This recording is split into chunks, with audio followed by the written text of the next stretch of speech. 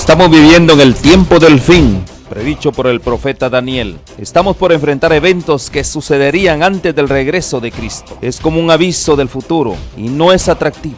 Es el drama de nuestro mundo. El pecado, el sufrimiento, la muerte, la caída de las naciones, guerras, hambrunas, la difusión del evangelio, engaños, terremotos y otros. Estamos viviendo los peligros del tiempo del fin. Todo esto es según Cristo, principio de dolores. Pero tenemos la palabra profética más segura. Cristo dijo a su pueblo: yo estoy con vosotros todos los días hasta el fin del mundo. La iglesia es la familia de Dios en la tierra y debemos entender los tiempos en que vivimos. Como continuadores del pueblo de Dios, se nos invita a salir del mundo y a prepararnos para reunirnos para la verdadera adoración, para estar en comunión unos con otros, para recibir instrucciones de las profecías que hiciera que el lucero de la mañana, Cristo Jesús, resplandezca en nuestros corazones. Asimismo, servir a toda la humanidad y cumplir con la sagrada comisión de ir y hacer discípulos. Oro para que el Señor Jesús use estos medios como instrumentos en sus manos para que usted pueda sentir el hambre y sed por más de la verdad absoluta. Que el Señor les guarde. Hola amigos, ¿cómo están? Queremos darles la bienvenida a nuestro programa, a nuestra serie Descubriendo al Mesías de las Profecías. Les damos la grata bienvenida, agradecemos que nos sintonicen y vamos entonces a continuar con la serie que iniciamos sobre el segundo Sinaí, y especialmente lo que nos toca estudiar es la relación de Jesús y el sábado. Pero antes, recordemos las profecías mesiánicas. Estas son Isaías capítulo 2. Miremos los primeros 3 versículos. Lo que vio Isaías, hijo de Amós, tocante a Judá y a Jerusalén. Acontecerá en lo postrero de los tiempos que será confirmado el monte de la casa de Jehová por cabeza de los montes, y será ensalzado sobre los collados, y correrán a él todas las gentes. Y vendrán muchos pueblos y dirán: venid y subamos al monte de Jehová, a la casa del Dios de Jacob, y nos enseñará sus caminos, y caminaremos por sus sendas. Porque de Sión saldrá la ley, y de Jerusalén la palabra de Jehová. Allí enfatizamos 2 porciones del texto. Una es que nos va a enseñar, porque la ley sale de Sión. Y esta ley lógicamente se refiere a la del monte Sinaí, la revelada por Dios a través de Moisés en Éxodo capítulo 20, pero que será enseñada por el Cristo, por el siervo de Jehová, por el Mesías. Miramos esto en Isaías capítulo 42, desde los primeros versículos, lo que Dios nos dice por la profecía. He aquí mi siervo, yo lo sostendré, mi escogido en quien mi alma toma contentamiento, he puesto sobre él mi espíritu, dará juicio a las gentes.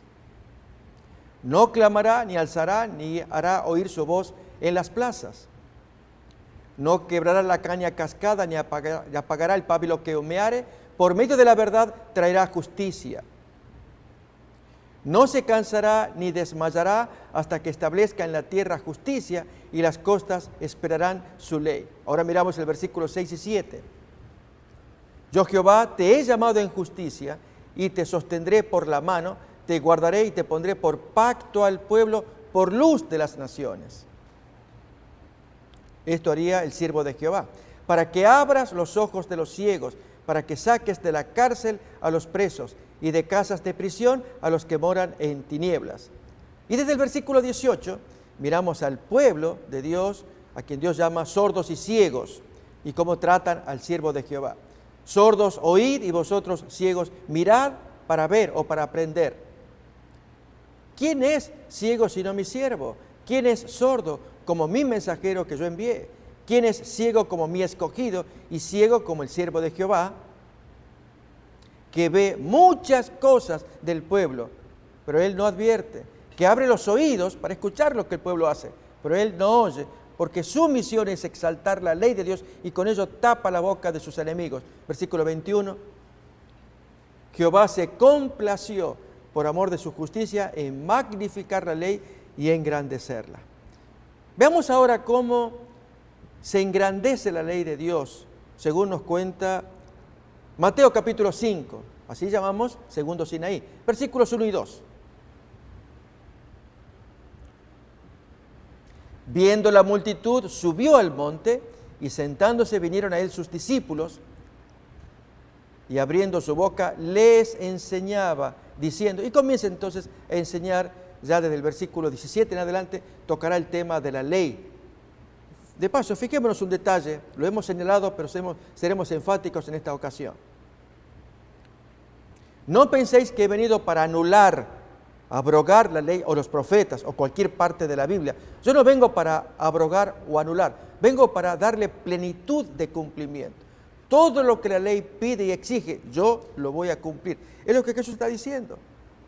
Tanto que en Romanos 8:3, Pablo nos enseña, por el Espíritu Santo, que lo que era imposible para la carne, la exigencia que la ley pedía, Cristo pudo cumplirla. Miremos, porque lo que era imposible para la ley, por cuanto era débil por la carne, Dios enviando a su Hijo en semejanza de carne de pecado y a causa del pecado, condenó al pecado en la carne cumpliendo la ley.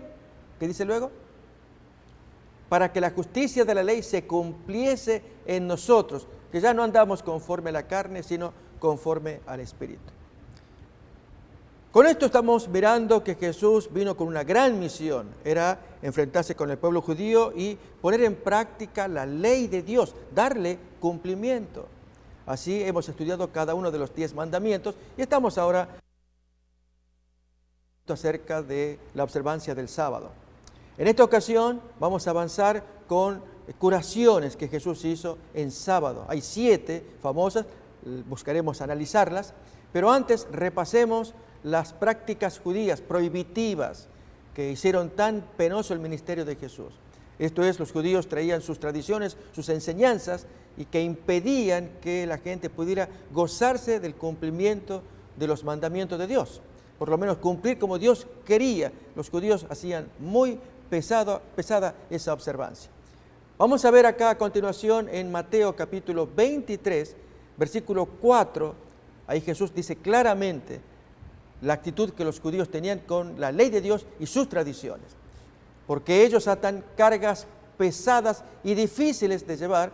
Miren cómo Jesús considera las prescripciones de las tradiciones de los hombres, lo que se codifica con el tiempo en Mishnah, y las ponen sobre los hombros de los hombres, pero ellos ni con un dedo quieren moverlas. Como vamos a ver, siempre crean excepciones. A la gente las hacen culpables, como ocurre con la curación, con las 2 curaciones que vamos a mirar, una de ellas al menos queremos mirarla en plenitud. Pero antes leamos pues los mandamientos o las prescripciones de los hombres. Para ello recordemos cómo nos lo presenta Marcos capítulo 7, allí versículo 3 y 4. Miremos 3 y 4 de Marcos capítulo 7. Porque los fariseos y todos los judíos, aferrándose a la tradición de los ancianos, si muchas veces no se lavan las manos, recordemos, ritualmente no comen. Y volviendo de la plaza, si no se lavan, no comen.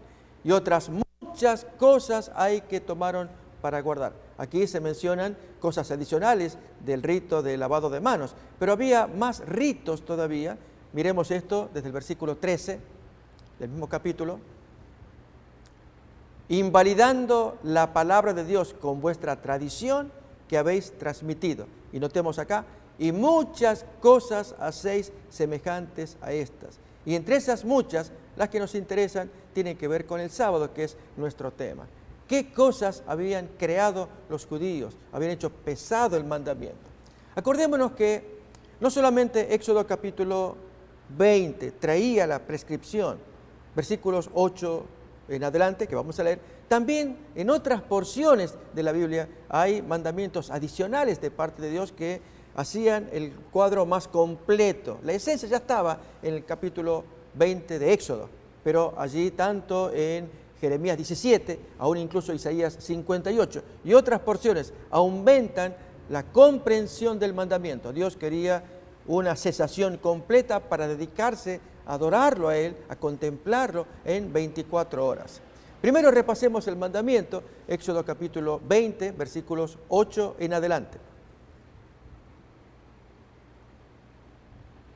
Acuérdate del día sábado para santificarlo. Esto muestra que si Dios lo había dado en la creación en Génesis 2, era mandato de Dios que nunca lo olvidaran, que no confiaran ellos aún en su propia conciencia, como ocurre con los otros mandamientos.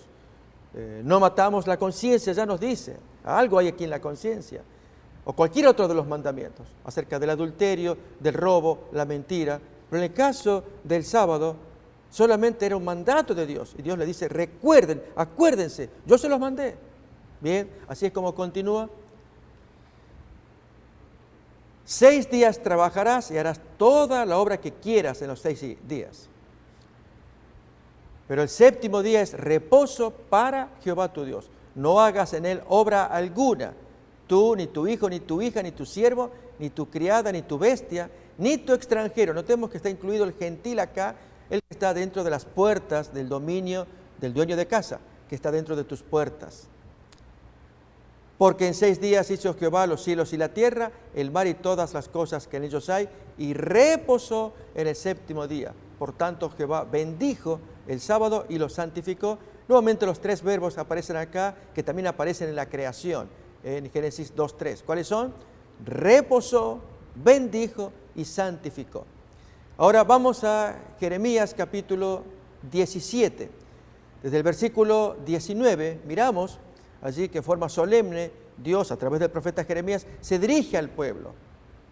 Así me ha dicho Jehová, ve y ponte a la puerta de los hijos del pueblo, por la cual entran y salen los reyes de Judá, y ponte en todas las puertas de Jerusalén. Y diles, oíd la palabra de Jehová, reyes de Judá, y todos los moradores de Jerusalén, que entráis por estas puertas. Así ha dicho Jehová, guardaos por vuestra vida. Notemos que es solemne como lo plantea el Señor. Guardaos por vuestra vida de llevar carga en sábado y de meterla por las puertas de Jerusalén. Ni saquéis carga de vuestras casas. Así que tanto meterla, introducirla como sacarla estaba prohibido por parte de Dios en sábado. Ni hagáis trabajo alguno, sino santificad el sábado como mandé a vuestros padres allí en Éxodo capítulo 20. Y miramos todavía más Isaías capítulo 58. Esto tiene que ver con la práctica de frenar toda voluntad, aún en las palabras, en los pensamientos, de modo que el hombre cumpla tal como Dios quiere, un día completo dedicado a Él. Las más de las veces nos entretenemos en nuestros asuntos carnales, violando el mandamiento. Y Dios quisiera que aún en los pensamientos y en las palabras estemos 24 horas dedicándoselas a Él. Miramos esto en Isaías capítulo 58, versículo 13. Si retrajeres del día sábado tu pie, esto significa quita el pie, no lo profanes. Nos acordamos de Moisés y Josué cuando la voz divina les dijo, quita el calzado de tus pies, no pisotees esta tierra que es santa por la presencia divina. Así también tú quita el pie, saca el pie, no lo pisotees. Seguimos leyendo. Si retrajeres del sábado tu pie de hacer tu voluntad en mi día santo, y lo llamas delicia, santo, glorioso de Jehová. La forma de llamarlo es una experiencia, no podemos hacerlo si no lo vivimos, y Dios invita a entrar en su reposo, tema que miraremos más adelante. Pero acá la orden es, y lo venerares, y hay 3 noes. No andando en tus propios caminos, no buscando tu voluntad, ni hablando tus propias palabras, entonces te deleitarás en Jehová, y yo te haré subir sobre las alturas de la tierra, y te daré a comer la heredad de Jacob, tu padre, porque la boca de Jehová lo ha hablado. Notamos, es otro de los mandamientos que como una lupa se ponen sobre Éxodo 20. No hagas obra alguna, ni siquiera con tus palabras o con tus acciones. Dedícate al Señor. Habla cosas que glorifiquen al Señor. Mandamientos que el hombre que nace en el Espíritu cada vez lo aprecia más. Pero lo contrario, cuando el hombre se aleja de Dios, inventa medios para cumplir el mandamiento. Y al inventar los medios cada vez se aleja más, que es lo que vamos a mirar a continuación con respecto a esta tradición de los ancianos que fue codificada en el siglo III, año 220 aproximadamente, en lo que se llama hoy Mishnah. La Mishnah es el conjunto de libros sagrados, pero la ley oral. Vamos a mirar una imagen que ya miramos antes, la tenemos ahora, cómo se compone la literatura judía, los libros sagrados judíos. Tenemos pues la ley escrita y la ley oral. Miramos pues entonces que la ley escrita se compone de la Torá, Nevi'im y Ketuvim, ¿sí? Son las tres partes de la Biblia hebrea. Ahí lo tenemos. Ley escrita. Entonces, tenemos entonces la Torá, Nevi'im, Ketuvim. La Torá abarca el Pentateuco. Esto es los 5 primeros libros de Moisés. Génesis, Éxodo, Levítico, Números y Deuteronomio. Eso es la Torá, o Pentateuco se dice en griego también. Pero luego entonces viene la siguiente división. Profetas, que van a ser tanto profetas mayores como profetas menores. Y entonces en los profetas mayores están aquellos que tenemos acá. Profetas mayores van a ser desde Josué en adelante, jueces, y entonces allí vamos a tener primero y segundo de Samuel, primero y segundo de Reyes, y entonces luego vamos a tener los profetas menores. Estos son los profetas, aquellos como los 12 profetas menores. Hay más literatura sobre ello, hasta conformar la segunda gran división de la Biblia hebrea. Y la tercera división, que se llama Ketuvim o escritos, tiene que ver con la porción que es sobrante, que no está incluida lógicamente ni en la Torá ni en Nevi'im o profetas. Y la cabecera es los salmos. Por eso es que Jesús en Lucas capítulo 24, cuando Él le dice a sus discípulos que debía cumplirse todo lo que estaba escrito en la ley de Moisés, en los profetas y en los salmos, porque hasta ese tiempo todavía no estaba decidida la tercera parte de la Biblia hebrea. Había discusiones con algunos de los libros de esa porción, tal el caso de Cantar de los Cantares o Eclesiastés, que todavía no estaba decidido que formaran parte del canon judío. Bien, lo cierto es que Salmos es la cabecera, por eso se cita allí como el primero de la tercera sección escrita. Bien, en resumen, esto es la ley escrita. Lo que tenemos ahora es la ley oral, tan autoritativa como la anterior. Y la ley oral, la primera es la Mishnah, que es el conjunto de dichos, de mandamientos o aún comentarios que los rabinos eruditos, algunos antes de Jesús, Hillel y Shammai fueron los primeros y los campeones también, hubo gente anterior a ellos, y luego los posteriores a ellos, ya durante el tiempo de Jesús, aún principios del segundo siglo, como el rabí Akiva o Akivá. Él es un gran pensador y es un hombre que abrió camino en sus discursos, y sus dichos están contenidos también en la Mishnah. Junto con ello tenemos la Toseftá, también forma parte de la ley oral. Esto es aparte, no está en la Mishnah. A continuación, el Talmud, en las dos versiones, la versión de Jerusalén o en la versión de Babilonia.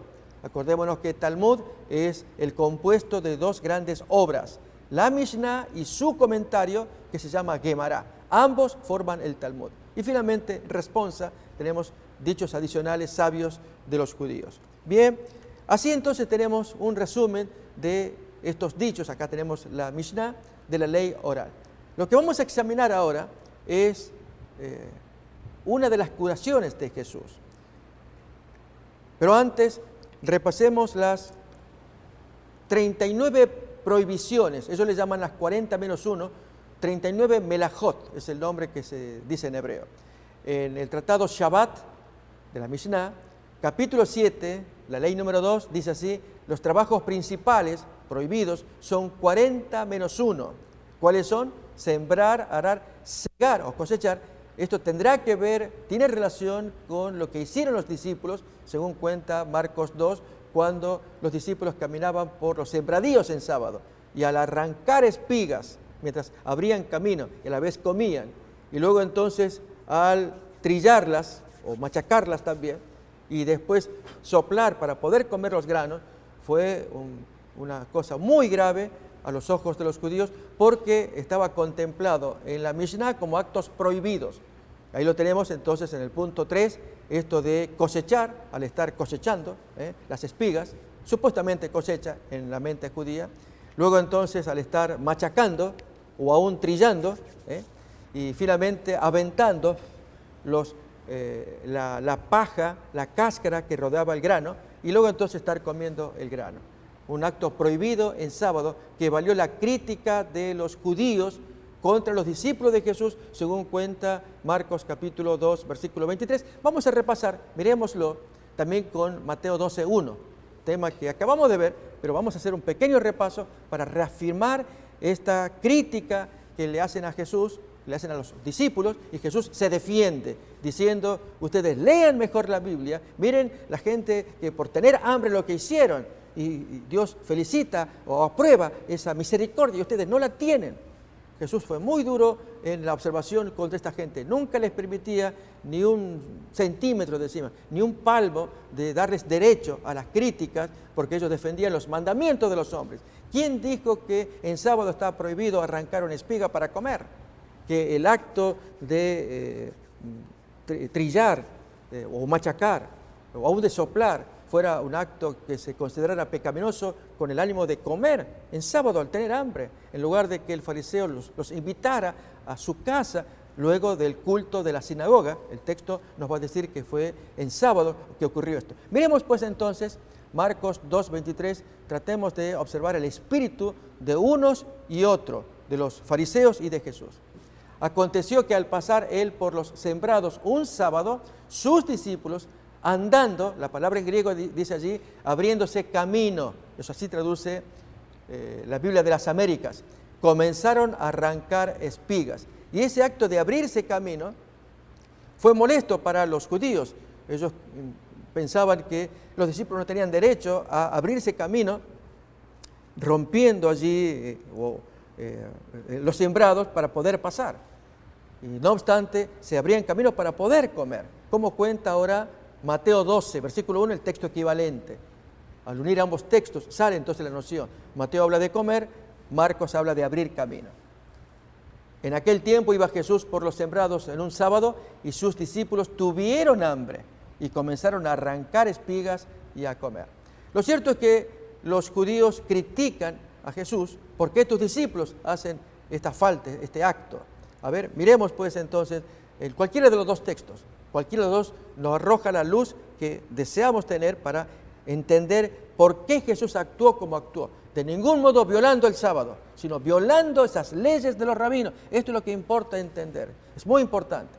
Y decimos esto porque hay gente actualmente que supone que Jesús abrogó el sábado. Por el contrario, anuló las prescripciones, los inventos humanos para poder exaltar el mandamiento. Tal como ocurrió con el caso del Corbán de Marcos 7, Jesús pone el mandamiento de honra a tu padre y a tu madre, y aún dice más, que el que maldiga al padre o la madre muere irremisiblemente. El mandamiento traía su pena, su castigo. Así es en la ley de Moisés. Así es desde la creación. Hubo un mandamiento: no comerás de este árbol, porque el día que comes morirás. Esa es la pena. Pero recordemos que la pena en el nuevo pacto la carga Cristo. El mandamiento sigue siendo inviolable. Bien, y Jesús desenmascara este asunto al hablarles del Corbán. Ustedes con el Corbán anulan este mandamiento. Ya no dejan hacer más por el papá o la mamá que pide ayuda, y esa ayuda que viene el hijo se las puede dar, ahora va para la iglesia como una ofrenda para servir al Señor. Oh, y ya no te puedo servir. Esto cuenta Marcos 7. Bien, Jesús había dicho en Mateo 5, al hablar sobre el sexto mandamiento: deja tu ofrenda, deja tu corbán en el altar y arregla con tu hermano. ¿Nos acordamos? Bien, esa es la ley de Jesús. Es más importante la ley de Dios que estas consideraciones humanas. Bien, en este caso, aquí hay hombres que tienen hambre. ¿Por qué los condenan? Porque están ellos supuestamente cosechando, supuestamente trillando, supuestamente aventando. Es terrible, pero Jesús critica y anula esas prescripciones para exaltar el sábado. Bien, miremos ahora a continuación en Marcos 2:24 ahora, cómo sigue. Es un repaso de la lección del tema que ya estudiamos, porque queremos avanzar al siguiente, pero es afirmar lo que estamos escuchando. Entonces los fariseos le dijeron: mira, ¿por qué hacen en sábado lo que no es lícito, según la prescripción de la Mishnah?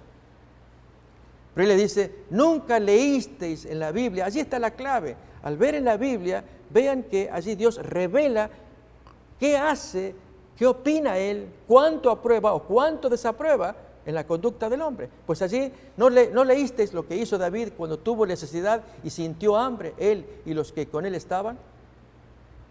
Cómo entró en la casa de Dios siendo Abiatar, sumo sacerdote, y comió los panes de la proposición, de los cuales no es lícito comer sino a los sacerdotes, y aún dio a los que con él estaban. Entonces, con esto Jesús quiso mostrar que en la Biblia ya estaba sentado el principio de que por la misericordia, como va a contar Mateo 12, el texto que leemos ahora, era más importante atender la necesidad del hombre. Esto es cumplir el mandato de Dios. Ama a tu prójimo. Está en necesidad, satisface esa necesidad.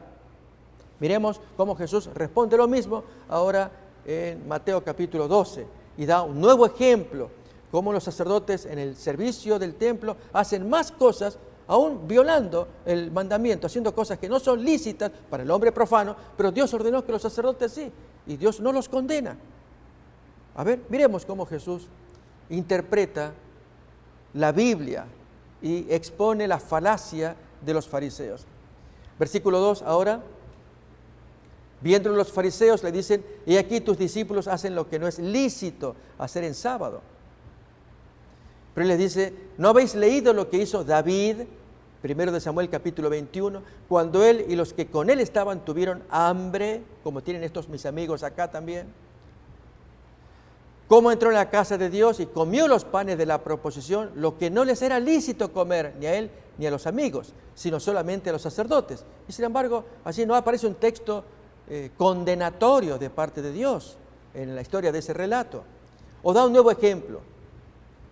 ¿O no habéis leído en la ley también cómo en sábado los sacerdotes en el templo profanan el sábado porque hacen más tareas que para el hombre común se vuelven ilícitas por la suma de más tareas, pero son sin culpa porque Dios es el que ordena para estos hombres?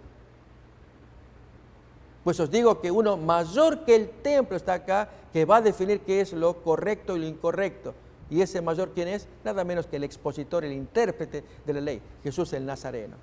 Y entonces la sentencia tan impresionante que en aquel tiempo se necesitó y hasta el día de hoy sigue vigente. Si supieseis qué significa misericordia quiero y no sacrificio, no condenaríais a los inocentes. Bien, amigos, con este pequeño repaso que estamos mirando acá, eso muestra que Jesús es el Señor, el intérprete del día sábado.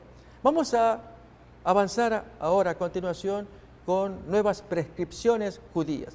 Nuevamente retomamos la Mishnah de los 39 trabajos o melajot prohibidos en sábado. Habíamos comentado el número 3 allí, cosechar, el 5, trillar o machacar, el 6, aventar. Y entonces miramos el número 10, amasar. Ahora sí tenemos una situación llamativa.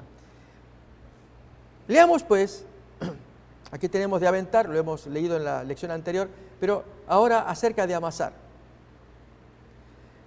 Nuevamente hacemos referencia a un comentario judío moderno que interpreta cómo debe entenderse la prohibición de amasar y lógicamente aplicado a nuestros días. ¿Cómo habrá sido en los días de Jesús cuando él amasó barro? Juan 9, hizo barro con la saliva, escupiendo al polvo, y fue muy mal mirado. A ver, ¿por qué? Leamos entonces, amasar. Consiste en unir harina a través de agua, transformándola en una masa o pasta, sea harina o cualquier producto. En el caso de Jesús fue barro. Al aplastar una banana o un aguacate o palta en Shabbat, estaríamos transgrediendo dos prohibiciones, una la de moler y la otra de amasar. Aquellos alimentos para bebés que se preparan a base de cereales que deben ser mezclados con agua o con leche, mezclados no amasados, en sábado no se puede, estarán prohibidos preparar a menos que la mezcla quede tan líquida que pase a ser bebible. No hizo falta amasar a ese bebé que necesita comer algo más sólido que la simple bebida, pero se le echa el cereal y entonces el bebé puede alimentarse. En caso que el bebé lo necesite para su dieta, ya algo más sólido, deberíamos recurrir a un no judío que lo prepare. Notamos, ya es demasiado. ¿Esto qué significa? Que en un caso como este, el no judío ya como no está obligado al mandamiento, el judío ya está perdido, es pasto para el infierno, el gentil es pasto para el infierno.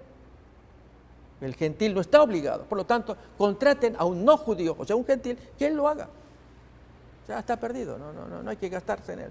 Ese concepto es lo que miramos acá. Vamos a repasarlo.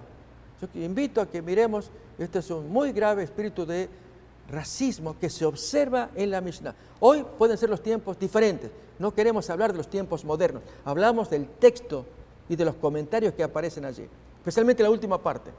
En caso que el bebé lo necesite para su dieta, esto es, un cereal o una bebida con cereal, y que no pueda ser bebible, que haya que amasar allí a fuerzas, deberemos recurrir a un no judío, o sea, un gentil que haga la operación. Si no queda claro esto, acordémonos del ejemplo que se contó del judío que viene de camino y trae una bolsa y hay un gentil que le acompaña y se está por poner el sol. ¿Qué hace con la bolsa? Hay un asno en el medio que le pertenece al judío. La bolsa se la da al gentil, porque él no está obligado, él puede violar el mandamiento. Total, está perdido. El asno no, a él no se le puede poner porque él debe cumplir el mandamiento. Es tremendo que podamos recurrir o pensar en estas cosas. Fíjense ahora en la Mishnah, en el capítulo 24 del Tratado Shabbat, la ley número 3, acerca de amasar. Aquí va a ser forraje, cualquier cosa que se parezca a una pasta. No se debe sobrealimentar al camello ni forzarle a comer, aunque sí se le puede poner el forraje en la boca.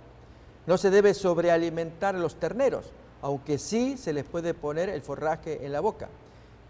Se puede poner el alimento seco en el pico de las gallinas y el agua en el salvado, pero sin amasarlo. No se debe poner agua delante de las abejas o delante de las palomas que están en el palomar, ya que éstas se aprovisionan por sí mismas, trae un comentario. Pero sí delante de las ocas, gallinas y palomas domésticas, allí sí se puede acercar, y la distinción, lógicamente, de por qué sí y por qué no, lo trae ya la Gemara, que es la que va a explicar este mandato de los sabios de la Mishnah. Bien, con esto estamos mirando que el texto nos dice que estaba prohibido amasar. Vamos a continuación a mirar Juan capítulo 9, lo que Jesús hizo en sábado, cómo amasó barro y el escándalo que eso produjo. Vamos pues entonces a Juan capítulo 9. Recordemos, estamos estudiando la Mishnah, mirando las citas más importantes y luego el hecho bíblico, el de Jesús. Y que Jesús cuando actuó, cuando sanó, cuando habló, cuando enseñó, recordemos esto, no anuló el sábado, anuló estas prácticas que acompañaban al sábado, supuestamente para hacer cumplir mejor el mandamiento. Vamos pues entonces, Juan capítulo 9, desde el versículo 1 en adelante. Al pasar Jesús, vio un hombre ciego de nacimiento. Y le preguntaron sus discípulos, diciendo, Rabí o maestro, ¿quién pecó, este o sus padres, para que haya nacido ciego? Es decir, ya daban por hecho que había pecado, pero no podían identificar quién era el responsable, si el bebé que había nacido ciego o los papás. Jesús responde de un modo distinto. No es que pecó este ni sus padres, sino que él está así para que las obras de Dios se manifiesten en él. ¿Saben, amigos? Aquí hay un punto muy interesante que vale la pena reflexionar. El hombre nació ciego con un propósito. Había un plan de Dios, aunque los padres oraron intensamente para que ese hijo se curara. Muy probablemente llevaron al niño nacido ciego a los médicos de aquel tiempo, como cuentan otros relatos del Evangelio, de aquella mujer que padecía flujo de sangre y gastó la fortuna mirando médicos, buscando ayuda, alivio de los médicos. Así que la medicina, lógico, no estaba desarrollada, pero había recursos para aliviar al menos las dolencias. Y esto habrá pasado con los padres de ese niño nacido ciego. Lo que nadie sabía era que había un plan del cielo, de que naciera ciego. ¿Para qué? Para que cuando el Cristo llegara, este hombre fuera parte de una obra sumamente importante, al punto que ambos forman una sociedad. El hombre quedó tan impactado por lo que vivió, por lo que experimentó, y Jesús hizo una obra tan demoledora contra la práctica rabínica de la observancia del sábado, no la observancia del sábado, lo que los rabinos hacían del sábado, que quedó tan claro que es lo que queremos mirar. Avancemos pues entonces lo que va a decir Jesús a continuación. Versículo 4, me es necesario hacer las obras del que me envió, entre tanto que el día dura. La noche viene cuando nadie puede trabajar. Fijémonos, este es un punto importante, porque más adelante vamos a estudiar en la siguiente exposición las obras de Jesús y las obras de Dios, según cuenta Juan 5, que ha valido que desde siglos se creyera que Jesús viene a hacer las obras de Dios, esto es, a trabajar en sábado y supuestamente a violarlo. Cuando acá el texto nos está diciendo que Él viene a hacer las obras de Dios salvíficas, no las obras seculares. De hecho, el verbo trabajar en Juan, en todo el Evangelio de Juan, nunca significa un trabajo secular, como ocurre en Mateo, cuando los hijos fueron a trabajar en la viña, o los labradores trabajando en la viña y fueron malvados. En Juan, trabajar siempre tiene otra connotación, es un trabajo salvífico. Jesús vino para salvar. Esa es la obra que Jesús enfatiza en Juan 5, tema que ya miraremos en la siguiente exposición. Pero antes continuemos con esto. Nuevamente el texto. Es importante ver que Jesús viene con un propósito. Yo vengo a trabajar, a hacer las obras de Dios, salvar. Miremos.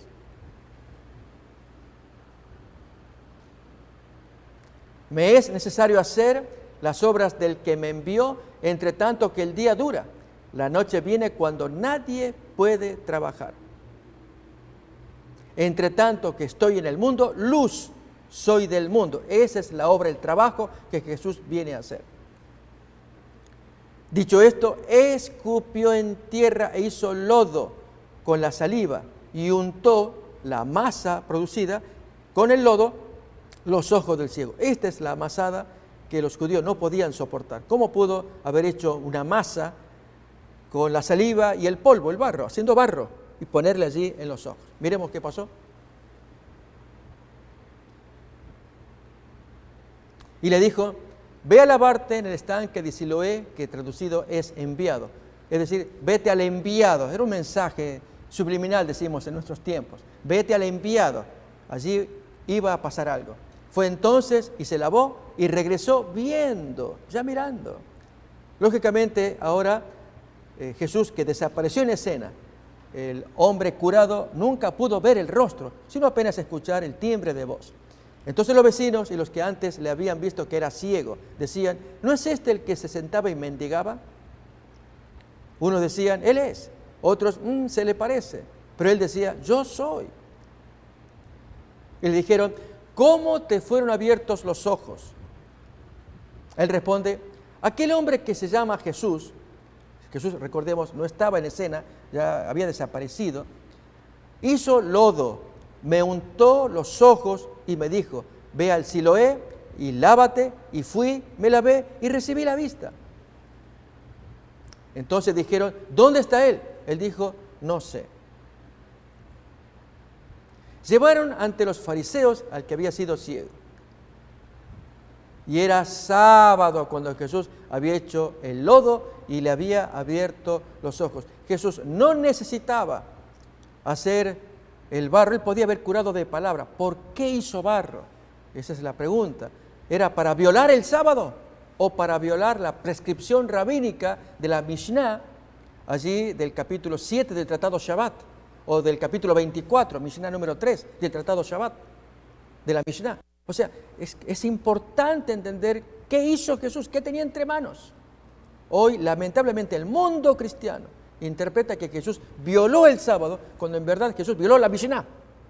Y esto es lo que tenemos que entender. Amigos, es tan importante, por eso la información que se trae. Y sobre todo, porque está escrito en los libros sagrados de los judíos, como es la tradición oral, la ley oral, la Mishnah, como también historiadores tales como Josefo, que traen estas historias para que entendamos qué ocurría en el primer siglo. De allí la importancia de no hacernos el salto al vacío del siglo I al XXI y así nomás como leemos, interpretar sin explicar los eventos que ocurrían ahí. Veremos más todavía. Y era sábado cuando Jesús había hecho el lodo y le había abierto los ojos. Volvieron pues a preguntarle también los fariseos cómo había recibido la vista. Él le dice, me puso barro sobre los ojos y me lavé y veo. Entonces algunos de los fariseos decían, ese hombre no procede de Dios porque no guarda el sábado. Claro, no guarda la prescripción rabínica. Otros decían, ¿cómo puede un pecador hacer cosas, estas señales? Y había disensión entre ellos y es lo que Jesús quería. Él vino a ser, eso lo cuenta Romanos capítulo 9, como una piedra de tropiezo allí entre ellos, que discutan para que la luz entre en medio de tanta oscuridad.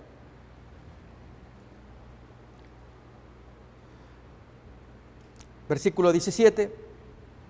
Entonces volvieron a decirle al ciego, ¿qué dices tú del que te abrió los ojos? Y él responde, que es profeta. Pero los judíos no creían que él había sido ciego y que había recibido la vista hasta que llamaron a los padres del que había recibido la vista.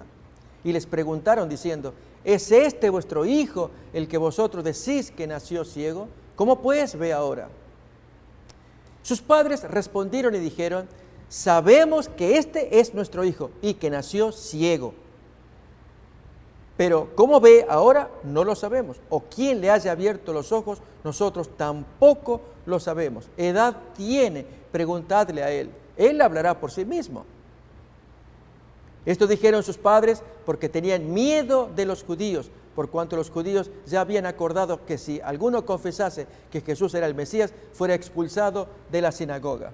Saben, es muy extraño y triste a la vez cómo esos padres no dan testimonio del curador, del médico que trajo tanta alegría a la familia. Si esos papás habían gastado su dinero y tanto tiempo y viajes para hacer recuperar la vista en el hijo, y así abandonaron el caso hasta convertirse en un mendigo, y ahora que aparece el curador, el sanador, el taumaturgo, Jesús, que lo puede curar, en lugar de gratitud y reconocimiento, un abrazo diríamos hoy en los tiempos modernos, hasta hacerle una fiesta por semejante evento. El texto dice que tenían miedo, porque la iglesia de ese tiempo ya había acordado que si alguno dijera que ese carpintero, ese vagabundo, fuera el Cristo de la profecía, se fuera de la iglesia.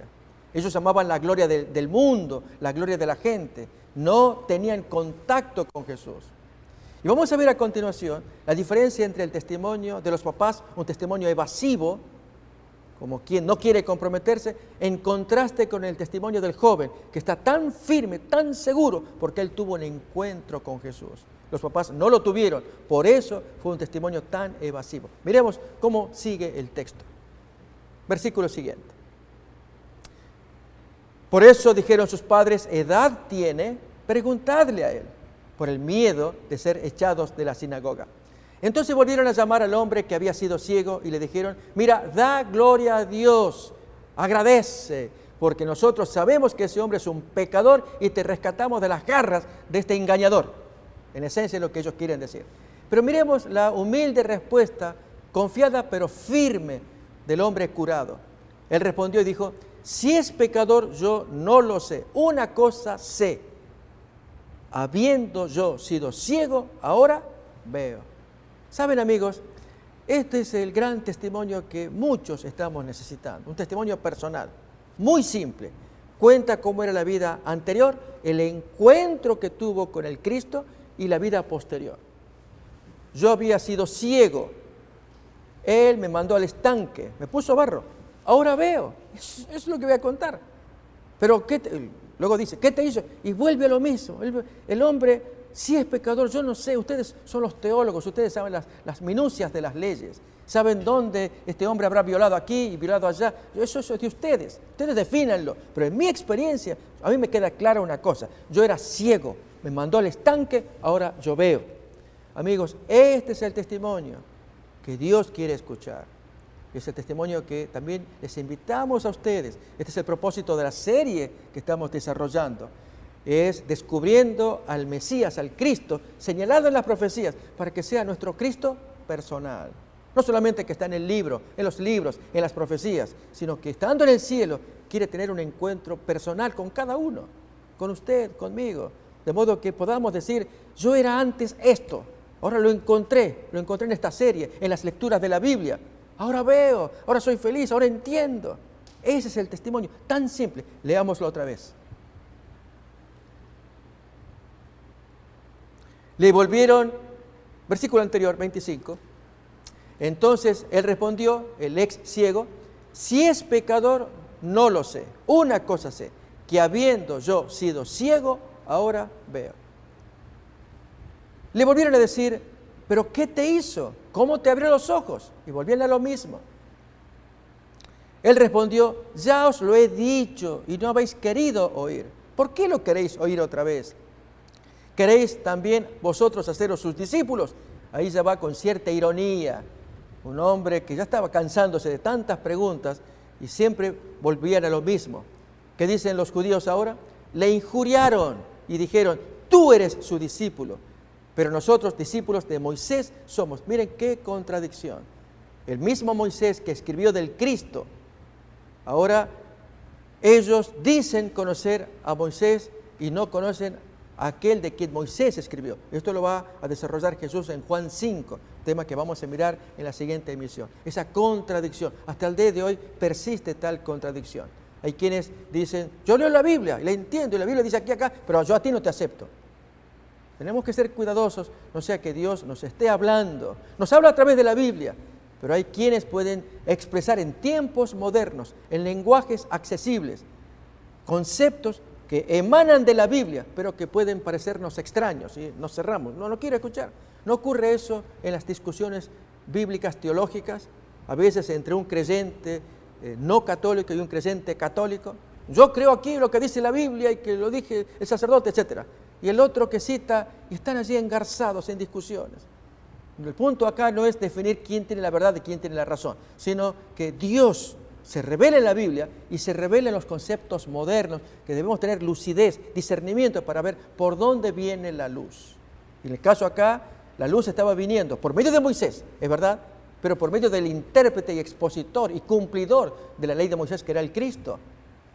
Es que lo que miramos a continuación. Miremos otra vez la forma en cómo los judíos tratan al hombre y a Jesús, en la forma en cómo se expresan. Le injuriaron y dijeron, tú eres su discípulo, pero nosotros discípulos de Moisés somos. Nosotros sabemos que Dios ha hablado a Moisés, pero respecto a ese no sabemos ni de dónde es. Qué extraño, ¿eh? Porque Moisés había anunciado la aparición del Cristo, como cuenta también Deuteronomio capítulo 18. Miremos cómo avanza el relato ahora. Versículo 30. Respondió el hombre y dijo, pues esto es lo maravilloso, que vosotros no sepáis de dónde es, pero a mí me abrió los ojos. Y ustedes son los sabios que deberían definir estas cosas. Y sabemos que Dios no oye a los pecadores, pero si alguno es temeroso de Dios y hace su voluntad, a ese oye, como este hombre que me curó a mí. Seguramente tiene relación con Dios, es lo que quiere decir el ex ciego. Desde el principio no se ha oído decir que alguno abriese los ojos a uno que nació ciego. Si éste no viniera de Dios, nada podría hacer. Esa es la conclusión del hombre. Y miren ahora la reacción de la iglesia de aquel tiempo. Respondieron y le dijeron, tú naciste del todo en pecado y nos enseñas a nosotros, y lo expulsaron. Con una patada en la parte blanda trasera del cuerpo. Ahí lo echaron. Y ahora viene más historia bonita acerca del hombre ciego y aparece Jesús en escena. Oyó Jesús que lo habían expulsado y hallándole, Jesús lo buscó y le dijo, ¿crees tú en el Hijo de Dios? Es decir, en el Mesías, en el Cristo. Respondió él y dijo, ¿y quién es, Señor, para que crea en él? Le dice Jesús, pues lo has visto, el que habla contigo, él es. Es decir, ahora el hombre que nunca había visto a Jesús, recordemos que él había recibido barro en los ojos, él no pudo ver el rostro de Jesús, pero pudo escuchar el timbre de voz del Maestro. Y así con el barro en los ojos fue al estanque, se lavó, regresó, miró, vio, pero Jesús había desaparecido. Ahora se encuentran como dos desconocidos y Jesús le dice, ¿tú crees en el Cristo? Es lo que Jesús más quería, que crean en la profecía. Es el anhelo de este servidor y de quienes producimos el programa, que ustedes crean en el Cristo. ¿Y qué ocurre entonces? El hombre pregunta, ¿quién es? Así yo puedo creer quién es. Lo estás mirando, el que te está hablando. Y allí el hombre lo miró, pero escuchó el timbre de voz y dijo, este es el hombre que quien no pude ver la primera vez, ahora lo veo, fue el que me sanó. La misma persona, es el mismo timbre de voz. ¿Qué dice el texto que hizo a continuación el hombre? Le dijo, creo, Señor, y lo adoró. Se arrodilló y lo adoró. Palabras memorables de Jesús ahora. Para juicio he venido yo a este mundo, para que los que no ven, como ocurre con el ciego, vean. Y los que ven, los que dicen ver como los rabinos, sean cegados. Miremos el desenlace a continuación. Algunos de los fariseos que estaban con él, al oír esto, dijeron, ¿acaso nosotros somos también ciegos? Ellos inteligentes captaron la ironía de Jesús. Y Jesús responde solemnemente, si fuerais ciegos no tendríais pecado, mas ahora porque decís, ese es el problema de ustedes, vemos, somos maestros de luz, vuestro pecado permanece en tanto rechacen al Cristo. ¿Se capta el mensaje? Si ustedes fueran ciegos, como ocurre con mucha gente que está en las tinieblas, pensemos en las tribus aborígenes del África o de cualquier parte que la lucidez no penetra en ellos, no tendríais pecado. Pero el problema es que ustedes dicen que tienen luz, enseñan luz, ustedes los rabinos, y me rechazan a mí, el pecado está presente, latente, el pecado de ustedes permanece. Nuevamente se cumple la palabra de Jesús. Yo para juicio he venido a este mundo, para que los que no vean lleguen a ver. ¿Nos acordamos qué profecía decía esta? Vamos a leer ya para cierre la profecía de Isaías 61. El gran mensaje, el gran regalo de Dios se cumple literalmente en este hombre que fue curado.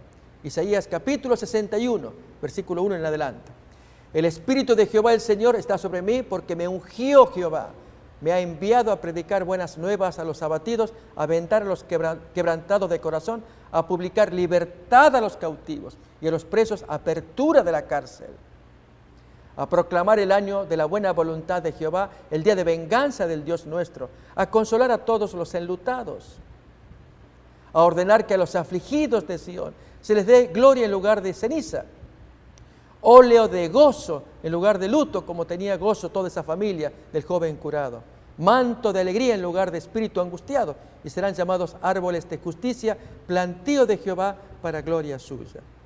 Jesús estaba cumpliendo su misión de Mesías, al curar aquí, al curar allá, pero al curar en sábado, que es el tema que estamos estudiando. La familia recibió gozo, Jesús recibió crítica, improperios, acusaciones, pero el maestro dejó bien claro que ese día era un día de gozo, para honrar a Dios, para estar en mayor comunión con Dios, a pesar de la crítica de estos rabinos. Jesús revalorizó el sábado, descubrió las falacias de las prescripciones rabínicas, hizo que los rabinos quedaran expuestos. Jesús claramente le dice, si ustedes no tuvieran pecado, ustedes quedarían exonerados, pero porque dicen, ven, el pecado está presente entre ustedes. Amigos, esa es la invitación que Dios nos hace. Decimos, nosotros vemos, no necesito, yo veo claramente, o decimos lo contrario, estoy en tinieblas. Mis problemas personales que traigo conmigo. Dios quiere ayudarnos, así como el Cristo actuó a lo largo de su ministerio, particularmente en sábado, que es lo que estamos estudiando. Él quiere sacarnos de las tinieblas, de los problemas que tenemos, darnos luz para que haya alegría en nuestro corazón, gratitud a nuestro Dios. Y entonces devolvemos a Dios nuestro gesto de adoración, de entrega, de servicio, porque Dios nos ama. Les amo a ustedes, me ama a mí. Gracias por acompañarnos. Esperamos que el tema sea de inspiración para ustedes y nos veremos en la siguiente emisión. Hasta entonces, que Dios los bendiga. Una comisión sagrada nos ha sido confiada. Por tanto, id y doctrinad a todos.